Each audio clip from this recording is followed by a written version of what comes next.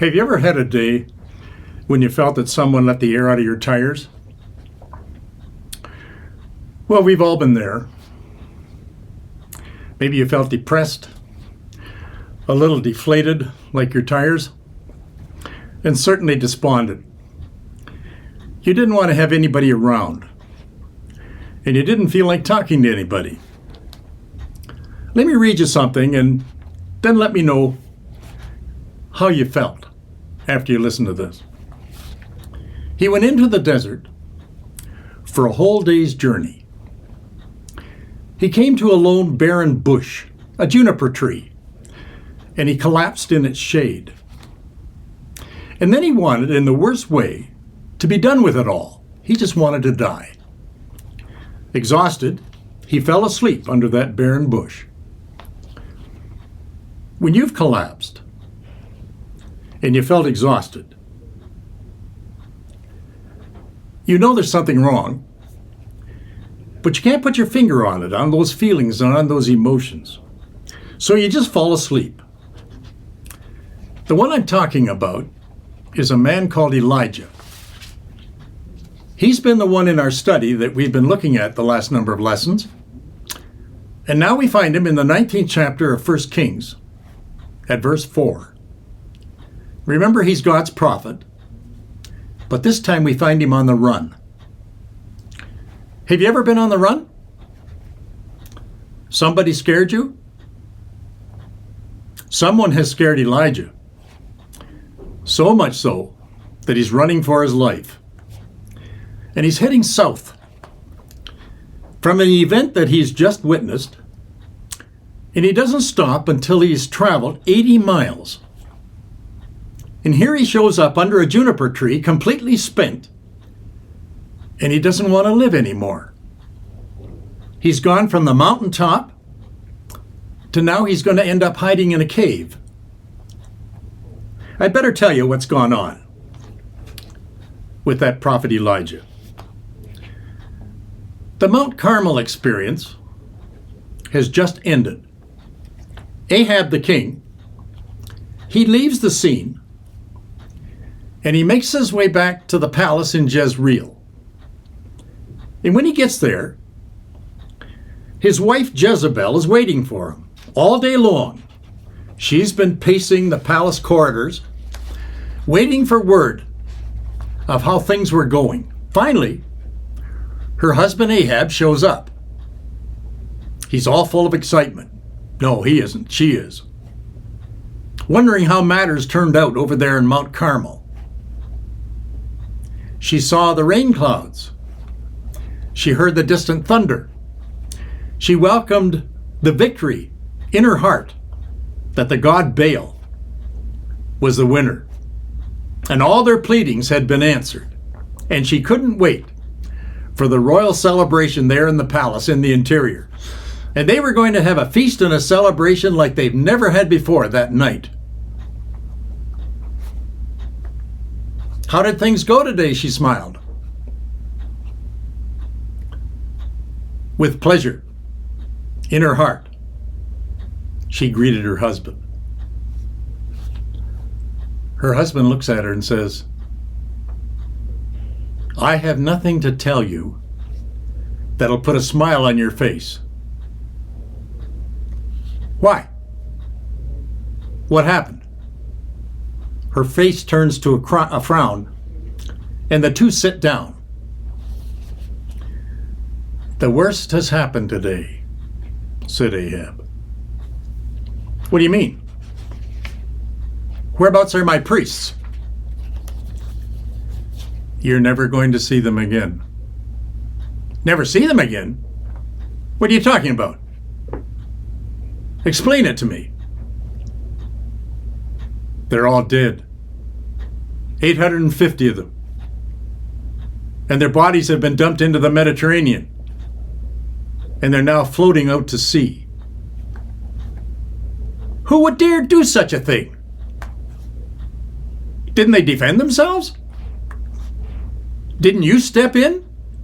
How come you're alive? Where's Elijah in all of this? Why isn't there a national revolt? You're still king, aren't you?" Then Ahab told Jezebel all that Elijah had done, and how the fire fell and licked up the altar, how he had slain all the prophets of Baal and Asheroth with the sword. Hearing the massacre of the prophets, Jezebel turns into a mother grizzly bear who had just lost her cub, and she went into a rage. Everyone in the palace could hear her screaming. She had to now strike, and she was going to strike back, and she's going to strike back hard, and it's going to be now. The thunderstorm was about to hit. She didn't care. Welcome rain on that parched fields after those 3 years of famine, that wasn't important to her. The importance to her was the blood from Elijah the prophet, whom she's going to just soon slay. So that very night, amid the violent storm, she sent a message to Elijah with this threat: "The gods are going to get you for this, and I'm going to get even with you. By this time tomorrow, you're going to be as dead as my own prophets." 1 Kings 19, verse 3. Well, who is this fellow Elijah? Maybe you haven't been listening and been along on the journey, but who is this fellow Elijah that you're talking about? He emerges on the scene several generations after King David. After King David, king after king after king arose and reigned, and they did what was evil in the sight of the Lord. Well, what made them evil? Well, there are two things. One, they ignored the plight of their people. And two, they bowed down to idols instead of Yahweh. One after another, evil and corruption takes place. At the end of that long list, we get to Ahab. And he's described in the Bible as the worst. His wife Jezebel, she's the worst of all. When things got untenable, God called Elijah to lead his people back to himself. One day, Elijah challenges the fertility god Baal to a fight, and they're going to fight till their death. It was Elijah against 450 false prophets. Whichever prophet called down the fire from heaven to consume the sacrifice, he would represent the true God. Last class, you heard the result. A pillar of fire strikes from heaven. Sacrifice is consumed. We have a victor, and we now have a champion. Elijah eliminates the false prophets by putting them to death. Evil is destroyed. The nation of Israel begins again to have a clean slate. Queen Jezebel hears of the death of the prophets, and she puts a hit list out on the prophet Elijah. He's going to pay for this with his life. Before the day's out, he's going to be killed. What does Elijah do? He runs away. This is where this story is picking up. He takes off. He thought evil was destroyed. No, it wasn't. Elijah, he hightails it 80 miles south, and it takes him into a place where he's going to rest for 40 days. And God's going to find him there, hiding in a cave.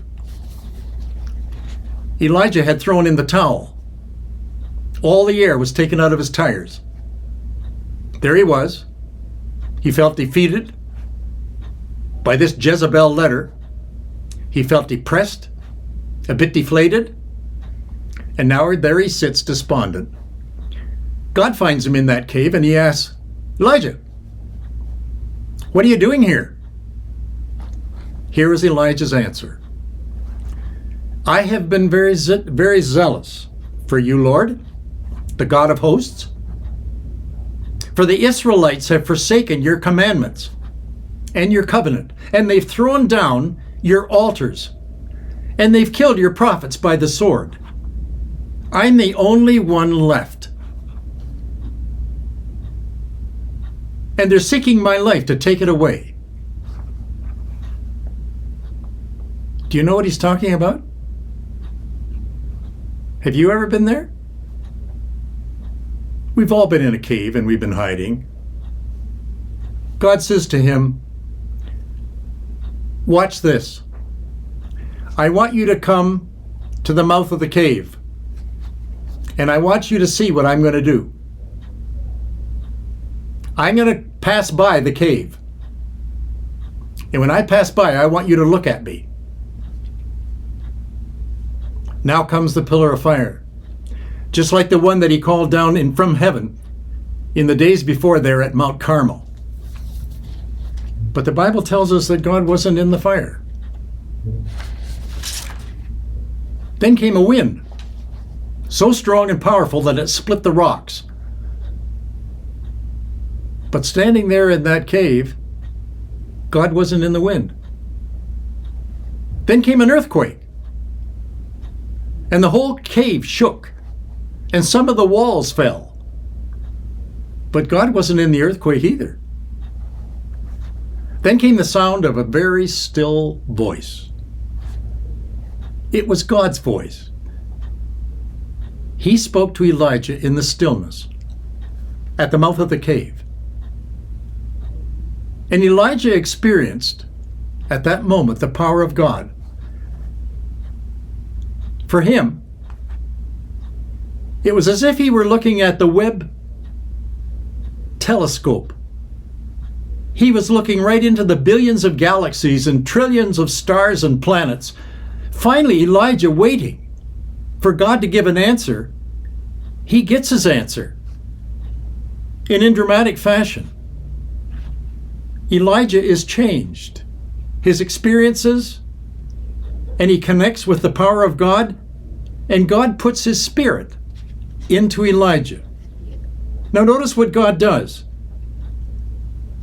And he'll do the same for you. At that mouth of the cave, God asks him again, one more, what are you doing here, Elijah? And Elijah answers and gives this sorrowful answer. I'm all alone.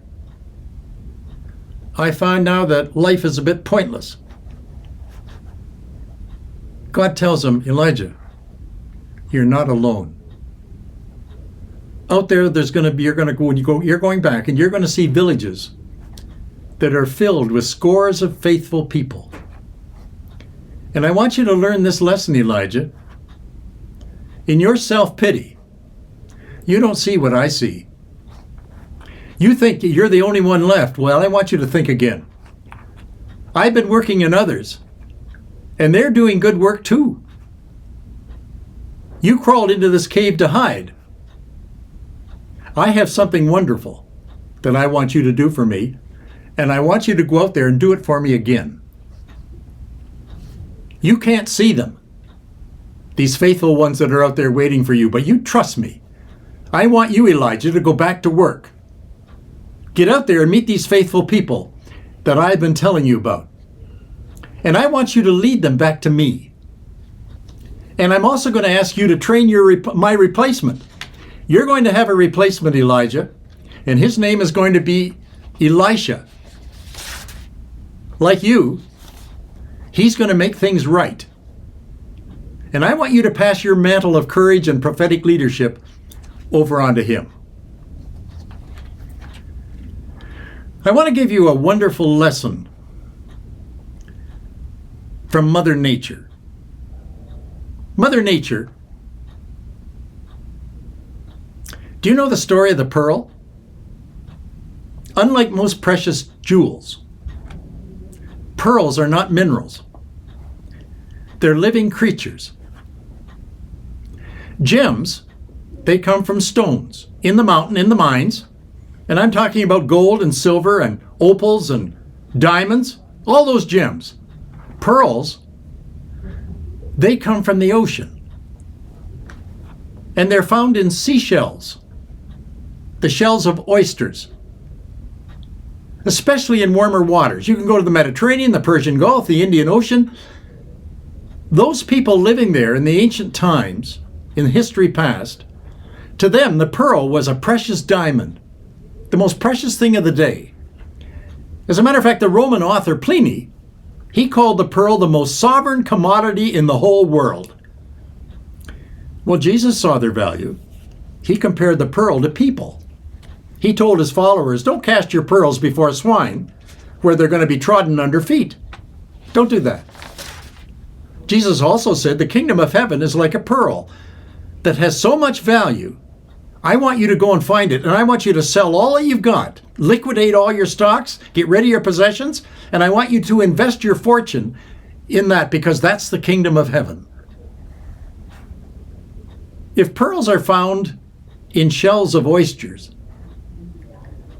how in the world did they get there? Biologists tell us it's the result of damage that's been suffered by the oyster.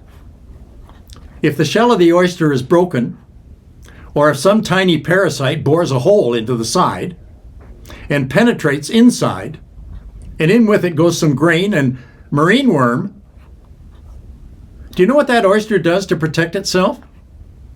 It secretes and shoots a powerful liquid to plug the gap. And it can imprison any enemy that comes in. That foreign body, he smothers it. And he uses some kind of a magic glue. We don't know what it is. But that secreted matter rapidly solidifies. And you know what it solidifies into? It becomes a pearl. But only when damage is done does the shellfish produce that precious specimen called the pearl. In other words, pearls are the product of damage and suffering. If an oyster lives a quiet life, it produces no pearls. Only when it defends itself from an attack does it produce one of the world's most precious gems. And the deeper the suffering, the larger the pearl. In the gem trade, the largest pearls are called paragons. Paragons are only created by the worst damage to an oyster. Ladies, when you wear that sparkling pearl earring or that elegant pearl necklace, I want you to think of the wretched suffering of that small shellfish there at the bottom of the sea. Did you notice the connection? Without the damage endured by the shellfish, the necks and the ears of the wealthy women, they'd never be adorned by the pearls. Those pearls demonstrate a wonderful link between suffering and real wealth. In that cave, completely detached, Elijah is about to give up. In his suffering, his shell as a prophet has been damaged. God's Spirit is going to cover that damage with His love and with His grace. And where the damage was done, a beautiful pearl is going to emerge. In the book of Revelation, John described the 12 gates of the New Jerusalem as 12 pearls. Each is one with an enormous pearl. He's going on to say that the city was pure gold, its walls were jasper, but the gates were massive pearls. The entrance to eternal life for all of us is through those pearl gates. Those gates weren't the result of suffering from a shellfish. Those eternal pearls were the result of suffering from Jesus. He became our oyster. He opened up a world for us called eternal life. And those precious pearls were made through His infinite agony there on the cross. When those nails penetrated His hands and that spear pierced His side, it produced an oyster full of God's eternal love. And that was the paragon pearl in those gateways into heaven for every man and woman. The door to heaven is the greatest pearl of love. And what I'm saying, the suffering of the oyster, the repelling of the invader, in the dark depths of that tropical ocean, created the pearl. And it was a symbol of suffering. Well, can you imagine the suffering of Jesus on the cross, and thus building an entrance into the kingdom of heaven with those giant pearls? That magnificent achievement is born out of eternal suffering. God was teaching Elijah in that cave through his suffering. Don't resent what's happening, Elijah. You're becoming a brand new pearl. Are you in pain? Are you listening to me in your suffering? What pearl does God want to create in you? What tribulations of yours is God going to use to benefit others? When you face and endure suffering, did you know that lasting value is going to be given to others through you? You're the pearl that they're going to wear. Every Sunday, I teach a class here in our church, in our morning. And in that classroom, I have a number of pearls. They don't know it, but that really, in that room, is my jewelry store. I have in that class, for instance, an orphan. She grew up in England. She had no mom or dad. She was completely lost, totally abandoned, picked up by the orphanage. After the orphanage, she found a husband, a Christian man, who became her oyster. And she became his pearl. Together, they served the Lord in Africa as missionaries with the Wycliffe Bible translators. They spent their whole life over there. Never have I ever heard that woman complain that she came from an orphanage. Never did I ever hear from her lips that she was rejected. What I found from her, she was a lady that shone forth as a pearl. From all the damage that had been given to her as a child, she came out the other end as a precious jewel. In that class, I also have a widow. She had 4 children. When the last child was just a baby in arms, her husband died. She hadn't finished high school. Now what's she going to do? She's got 4 mouths to feed, and she hardly has an income. She was given a lowly job in one of the large oil companies in our city, and she went to work every day for that company.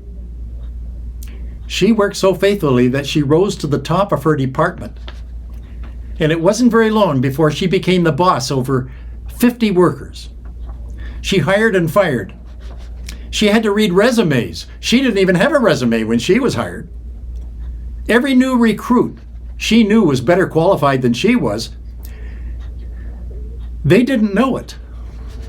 All her skills as a single mom translated into a manager that was excellent. She became a pearl within that company, and she rose to become a paragon. All 4 of her kids now that she's retired, they're grown, and they become pearls just like her. I have a retired farm boy in my class. He was told by his dad when he left the farm, when he told his dad he wasn't going to stay and work and take over the business, that he wasn't going to amount to anything. He'd be a failure when he left the farm. He had struggled in school. Classroom learning had lots of scars. But you know what he loved? He loved electricity. That man loved the electric current. He loved a job wiring houses. He was accepted into trade school. He graduated with his ticket. He went on to become a master electrician. He married a Christian woman whose gifts were accounting and management. Together they had 3 children, and they founded an electrical company. That company started to grow. It grew to become one of the best and largest electrical companies that we have in our city. One of their clients is the school board that has over 300 schools that they serve. They now have a whole fleet of trucks, employees that number in the 60s and 70s. His boys grew up, and now they run the company. His dad told this young man from the farm, "You're not going to make it."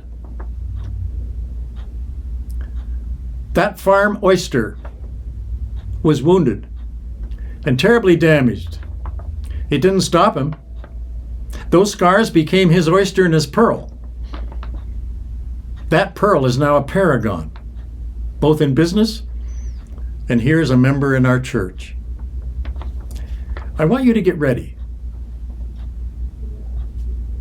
I think you've understood what I've just been saying. You've been hurt.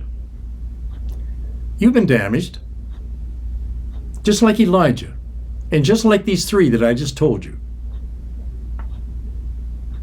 I think I'm looking at some that have never thought they could ever become a pearl. Well, I want you to know you're a pearl in the making if you've been damaged, if you've been hiding, and you're thinking, well, I think I'll end it all.